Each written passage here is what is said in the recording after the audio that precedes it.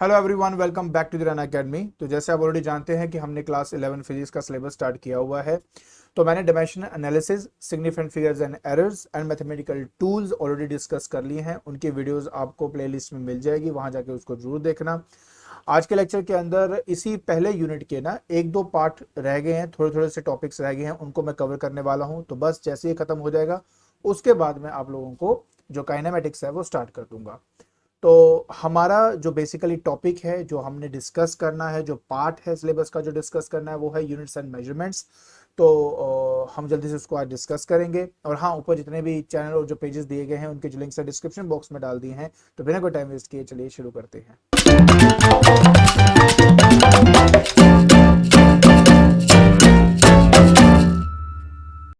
देखिए, हमारे चैप्टर का नाम ही यूनिट्स एंड मेजरमेंट है। तो इसीलिए हमारा जो सबसे बड़ा टॉपिक जो हमें डिस्कस करना है वो है the need for the measurement. हमें जरूरत ही क्या थी मेजरमेंट करने की। तो इसको समझने के लिए सबसे पहले शुरुआत करते हैं हमारे फिजिक्स की डेफिनेशन के साथ। और हमारे फिजिक्स की डेफिनेशन क्या है? कहते हैं the physics is a branch of science which actually deals with the study of the nature and the natural phenomenons. अब उस नेचुरल फिनोमिनन्स को प्रिसाइजली डिस्क्राइब करने के लिए, उसकी प्रॉपर डिस्क्रिप्शन देने के लिए हमें क्वांटिटी की मेजरमेंट लेनी आनी चाहिए। अब देखिए, सिंपल सी बात है। अगर मान लीजिए एक बॉडी है, उस बॉडी पे मैं फोर्स लगाता हूं तो वो बॉडी आपकी एक्सेलरेट करती है। अब आपको पता होना चाहिए कि फोर्स जो उस पे एक्ट कर रही है उसको मेजर कैसे किया जाता है। मास जो उस पे, जिस बॉडी का जो मास है वो एक्चुअली कैसे मेजर किया जा सकता है। उस बॉडी की जो एक्सेलरेशन है उसको आप कैसे मेजर कर सकते हो, क्योंकि जब तक आप उनको मेजर नहीं करोगे तो आप उनके बीच में रिलेशन कैसे पता कर सकते हो।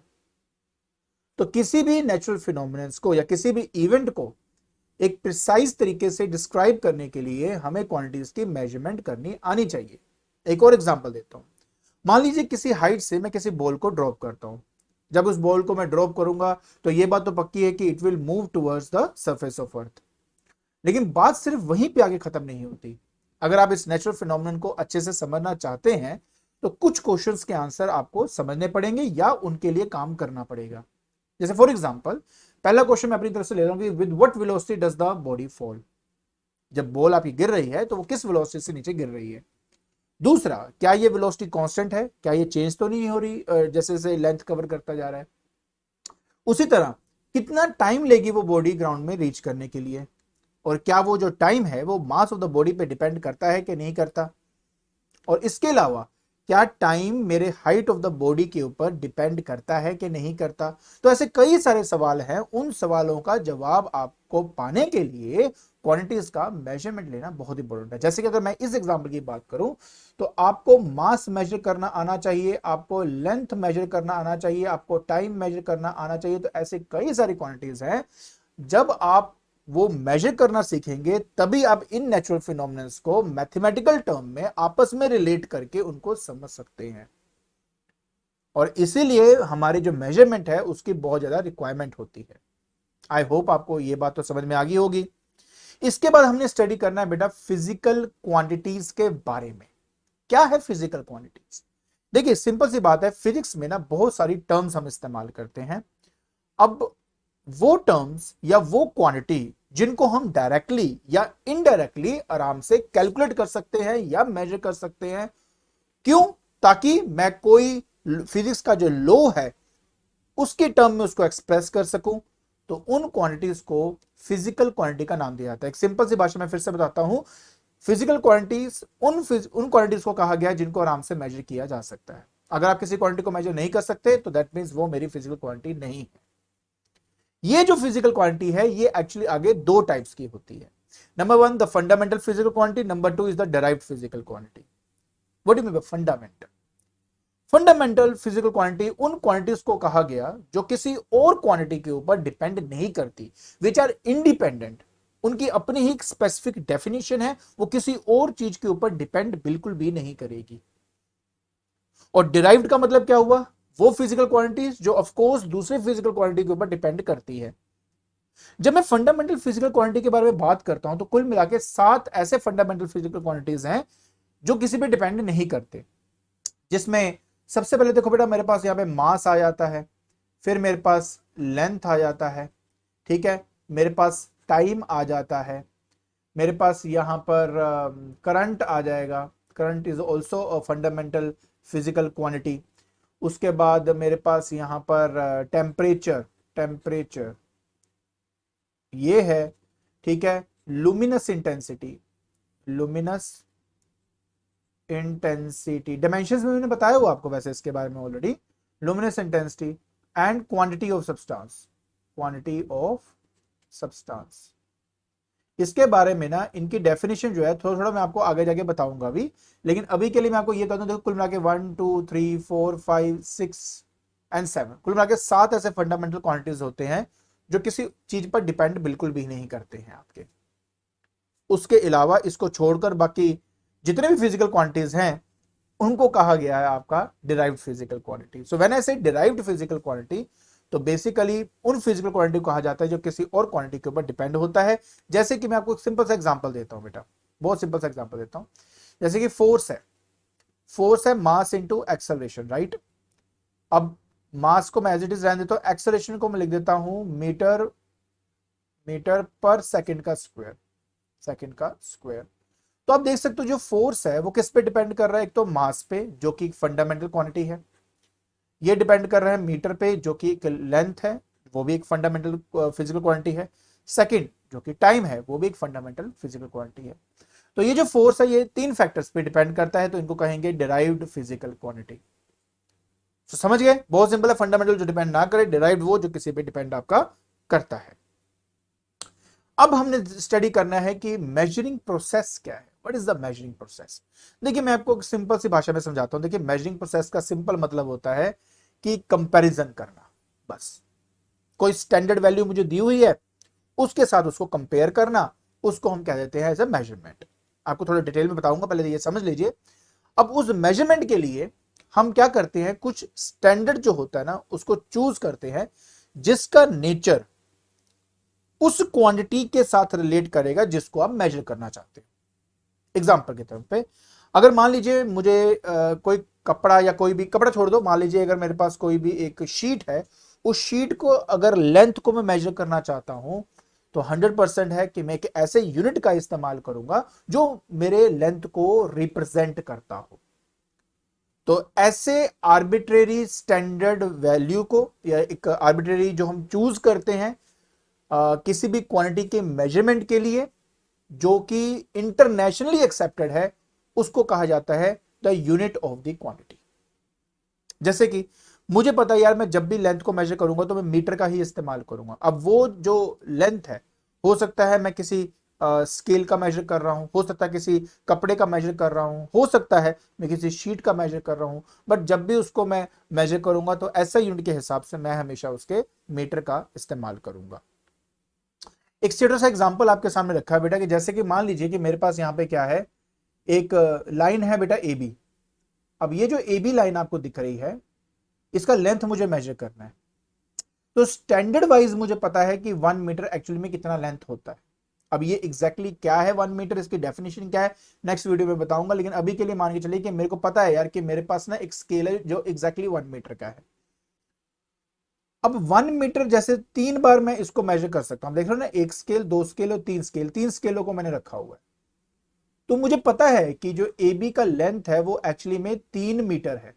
अब मुझे कैसे पता ये 3 मीटर है, क्योंकि जो मैंने स्टैंडर्ड यहां पे इस्तेमाल किया है जो कि 1 मीटर है, लेंथ के लिए क्या होता है 1 मीटर होता है, उसको 3 बार इस्तेमाल करके मुझे ये पूरे ए बी को मेजर करना पड़ा, इसलिए इसका जो लेंथ है वो 3 मीटर है। तो बस इसी को तो मेजरमेंट कहा जाता है। मेजरमेंट और कुछ भी नहीं है, इट्स जस्ट ए कंपैरिजन। एक ऐसा कंपैरिजन एक स्टैंडर्ड वैल्यू के साथ जो हमें यह बताती है कि कितने टाइम्स वो है या कितने टाइम्स वो नहीं है। देखिए कोई भी फिजिकल क्वांटिटी को मान लीजिए हम अगर क्यू से रिप्रेजेंट करते हैं तो उसमें 2 चीजें होती हैं, एक तो बेटा उसका न्यूमेरिकल वैल्यू होती है और दूसरा उसका यूनिट होता है, और ये दोनों ही बहुत इंपॉर्टेंट होते हैं किसी भी मेजरमेंट के लिए। बिना यूनिट के आप ये नहीं बता सकते कि किस फिजिकल क्वांटिटी को रिप्रेजेंट कर रहा है, और बिना एन के या न्यूमेरिकल वैल्यू के आप ये नहीं बता सकते कि वो उसकी मेजरमेंट है कितनी। एक बात मैं आपको बताता हूं, यहाँ पे जैसे क्यू जो है, मान लीजिए मेरे पास 3 मीटर यहाँ पे है, तो मैं चाहूं तो उसको 300 सेंटीमीटर भी तो लिख सकता हूं। अब आपने एक चीज गौर करी है, मीटर और सेंटीमीटर में से जो मीटर है वो आपका बिगर यूनिट होता है और सेंटीमीटर जो है वो आपका स्मॉलर यूनिट है। लेकिन आपने एक चीज गौर करी कि जितना स्मॉलर यूनिट होगा न्यूमेरिकल वैल्यू आपकी उतनी ही ज्यादा हो जाती है। इसलिए यूनिट और साथ में जो आपके पास न्यूमेरिकल वैल्यू है they are inversely proportional to one another. अगर आपकी यूनिट जो है वो बड़ा होता जाएगा तो न्यूमेरिकल वैल्यू उतनी ही कम होती जाएगी। जैसे कि फॉर एग्जांपल ये 3 मीटर था तो 300 सेंटीमीटर मैंने यहाँ पे रख दिया। और अगर मैं मान लीजिए आपसे ये कहता कि यार मेरे पास 300 मीटर है और अगर मैं उसको 1 किलोमीटर 3 किलोमीटर अगर मैं लिख देता हूँ, तो आप देख सकते हो ना बेटा कि मैंने मीटर को किलोमीटर में किया और किलोमीटर मेरा बिगर यूनिट है। क्योंकि ये मेरा बिगर यूनिट है तो जो मैं न्यूमेरिकल वैल्यू यूज करूंगा वो कम होगी। तो यूनिट और न्यूमेरिकल वैल्यू में इनवर्स का रिलेशन होता है, इनवर्स का रिलेशन होता है। और एक बात याद रखें, ये रिलेशन ऐसा होता है कि क्यू की वैल्यू तो हमेशा आपकी कांस्टेंट ही रहेगी। क्या रहेगी? हमेशा कांस्टेंट। मतलब ये कि आपका N1U1 is equal to N2U2, जो आप एक्चुअली यहां देख सकते हो। This is N1, this is U1, this is N2, this is U2। ठीक है, तो ये हमेशा आपने याद रखना है, जो प्रोडक्ट है वो हमेशा क्या होता है? आपका कांस्टेंट होता है। अब सबसे इंपॉर्टेंट सवाल कि यार जो यूनिट्स हम डिसाइड करते हैं उसकी एसेंशियल रिक्वायरमेंट्स क्या क्या है। तो देखिए एक करके जल्दी देख लेते हैं। नंबर 1 देखो क्या है कि यार एक सुटेबल साइज का होना चाहिए। मतलब देखो आपको याद है कि लेंथ के लिए हम जो यूनिट इस्तेमाल करते हैं वो मीटर इस्तेमाल करते हैं। और अगर हम मिलीमीटर भी चाहे तो देखो एक सिंपल सी बात बताता हूँ। 1 मीटर मान लीजिए अगर इतना है और मेरे पास कोई ऐसी चीज है जिसकी लेंथ सिर्फ इतनी है और मुझे उसको मेजर करना है, तो मैं उसको मीटर के टर्म्स में मेजर कर सकता हूँ। और इवन इससे अगर थोड़ी बड़ा भी अगर लेंथ होगा तो उसको मीटर के टर्म में उसको मेजर कर सकता हूं। लेकिन अगर आप मुझे कहोगे कि सर हमारे अर्थ और मून के बीच का जो डिस्टेंस है अगर हमें उसको मेजर करना है तो किस में मेजर करना चाहिए, तो मैं कहूंगा यार मीटर जो है वो सुटेबल नहीं। क्योंकि उस केस में क्योंकि डिस्टेंस बहुत ज्यादा हो गया, तो अगर डिस्टेंस बहुत ज्यादा होगा तो मुझे एक ऐसा यूनिट चाहिए होगा जो एक ज्यादा डिस्टेंस को रिप्रेजेंट करता होगा। तो या तो आप किलोमीटर का इस्तेमाल करते हो, ठीक है, या कोई और एस्ट्रोनॉमिकल यूनिट्स का इस्तेमाल करते हो just to find out the distance between the two heavenly bodies. और वो इसलिए करते हैं ताकि जो न्यूमेरिकल वैल्यू है वो छोटी हो जाए। अदरवाइज तो आप अगर मीटर के टर्म में लिखने लग जाओगे तो इतनी बड़ी न्यूमेरिकल वैल्यू हो जाएगी तो आप लिखते ही रह जाओगे। ठीक है, सो एक सुटेबल साइज का होना बहुत इंपॉर्टेंट है। दूसरा, ये एक्यूरेटली डिफाइंड होना चाहिए आपका। ठीक है, उसके बाद इजी आपका एक्सेसिबल होना चाहिए। मतलब अगर मैंने मीटर यूज किया तो मीटर को सेंटीमीटर मिलीमीटर में आराम से बना सकता हूं, उसी से मैं किलोमीटर भी बना सकता हूं। ठीक है ना, तो इजी एक्सेसिबल मतलब कन्वर्जन रेशियो आराम से रहे इसकी। रिप्रोड्यूसिबल मतलब जो मैंने अभी बताया जैसे 1 मीटर में 100 सेंटीमीटर होते हैं, तो ये कन्वर्जन मैं आराम से कर सकूं अपनी इस यूनिट्स की हेल्प को लेकर। हाँ, ये टाइम के साथ साथ चेंज नहीं होना चाहिए। ये नहीं कि आज मैंने लेंथ को मीटर कह दिया है तो आगे जाके आप मीटर की जगह कोई और चीज यूज करने लग जाओ, तो ऐसे नहीं। टाइम टू टाइम ये हमेशा एज इट इज का एज इट इज रहेगा। इसके अलावा ये किसी भी फिजिकल कंडीशन लाइक टेम्परेचर या प्रेशर पे इफेक्ट नहीं होगा। देखिए जब कभी भी हम ना एक मीटर को डिफाइन करते हैं तो उस मीटर के लिए ना प्लेटिनम और इरिडियम का एक हमारे पास रॉड है। उस रोड पे दो लाइंस बनाई हुई हैं, एक लाइन और ये लाइन। इन दोनों के बीच की लेंथ को एक्चुअली 1 मीटर कहा जाता है। और उस पर्टिकुलर मतलब रॉड को हमने ट्रिपल पॉइंट टेम्परेचर पे रखा हुआ है। ट्रिपल पॉइंट टेम्परेचर मान लीजिए आपका हो गया 273 केल्विन। बेसिकली वो आपका ट्रिपल पॉइंट टेम्परेचर होता है आपका। मैं उसके बारे में डिटेलिंग थोड़ा आगे जाके बताऊंगा आपको। ठीक है, एक ऐसा टेम्परेचर जिसमें पानी जो है वो तीनों स्टेट में हमें मिलता है, सॉलिड लिक्विड एंड गैस तीनों स्टेट में मिलता है। तो उस पर्टिकुलर टेम्परेचर को ट्रिपल पॉइंट टेम्परेचर कहते हैं। और उसी टेम्परेचर को मेंटेन रखते हुए इवन एट 1 बार का प्रेशर है उस पर, तो उसको रखा हुआ ताकि थ्रू आउट द ईयर उसमें ज्यादा कोई चेंजेस आए ना, और उसको एज स्टैंडर्ड मानते हुए हम बाकी सब चीजों की मेजरमेंट कर सके। तो आज के लेक्चर के अंदर हमने यूनिट्स एंड मेजरमेंट को स्टार्ट कर लिया है और बहुत ही जल्दी मैं आपका ये वाला पार्ट भी खत्म कर दूंगा। इसके बाद हम अपने कैलेंडर स्टार्ट करेंगे। एंड अगर आपको मेरी वीडियो पसंद आ रही है तो please like it, share it and subscribe it. आज के लिए बस इतना ही। Thank you so much.